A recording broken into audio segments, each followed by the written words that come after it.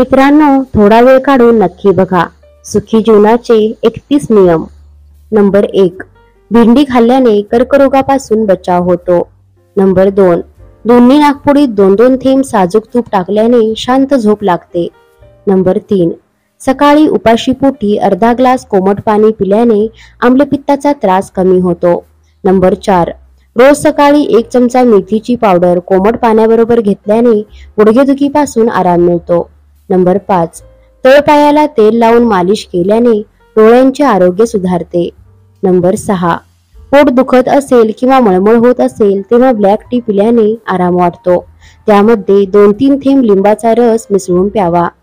Number 7, तमालपत्राचे पाणी पिल्याने पचन नीट होण्यास मदत करते, रक्तातील साखर नियंत्रणात ठेवते आणि शरीरातील रोगप्रतिकारक शक्ती वाढवते। नंबर 8, गुळाच्या खड्यासोबत पाणी प्या, म्हणजे शरीरातील उष्णता कमी होईल। नंबर 9, मधुमेहाच्या समस्येवर नियंत्रण ठेवण्यासाठी भेंडी खूप उपयुक्त आहे। नंबर 10, उपाशी पोटी ताजे ताक पिल्याने मूतखडा निघून जाण्यास मदत होते। ताकामुळे हाडे पण मजबूत होतात व पित्ताचा त्रास कमी होतो। नंबर 11, धण्याचे पाणी चयापचय वाढवते आणि तुमचे शरीर डिटॉक्सिफाय करते। नंबर 12, रात्रीचे जेवण संध्याकाळी 7 पूर्वी घेतल्याने अपचनाचे त्रास होत नाहीत। नंबर 13, पोटाची चरबी कमी करण्यासाठी बदाम रात्रभर पाण्यात भिजत ठेवा आणि सकाळी रिकाम्या पोटी त्याचे सेवन करा। महिनाभर असे केल्याने पोटाची चरबी कमी होते। नंबर 14, जिऱ्याचे पाणी शरीर स्वच्छ करते। रोज जिऱ्याचे पाणी प्यायल्याने रोगप्रतिकारक शक्ती वाढते आणि अनेक आजार दूर होतात। तसेच वजन कमी होण्यास मदत होते। नंबर 15, दररोजच्या आहारात केळीचा समावेश केल्यास वजन वाढण्यास मदत होते। नंबर 16, नियमित अंडे खाल्ल्याने हाडे मजबूत होतात, दृष्टी सुधारते, कोलेस्ट्रॉल नियंत्रणात राहण्यास मदत होते आणि अशक्तपणा कमी होतो। नंबर 17, कमी खाल्ल्याने तुमची शारीरिक स्थिती सुधारेल, वृद्धत्वाचा वेग मंदावतो आणि तुम्ही दीर्घायुष्य होता। त्यामुळे डॉक्टरही कमी अन्न खाण्याचा सल्ला देतात।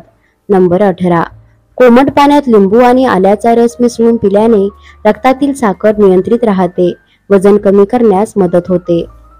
नंबर 19, नौकासन केल्याने पचनशक्ती वाढते आणि पाठीचा कणा मजबूत होतो।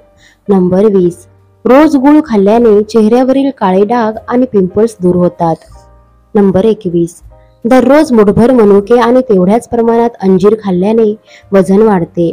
रात्री झोपण्यापूर्वी या 2 गोष्टी पाण्यात भिजवून ठेवा आणि सकाळी रिकाम्या पोटी सेवन करा। नंबर 22, भेंडीमध्ये मोठ्या प्रमाणात फायबर असते, त्यामुळे पचनशक्ती वाढवण्यासाठी भेंडी खूप लाभदायक आहे।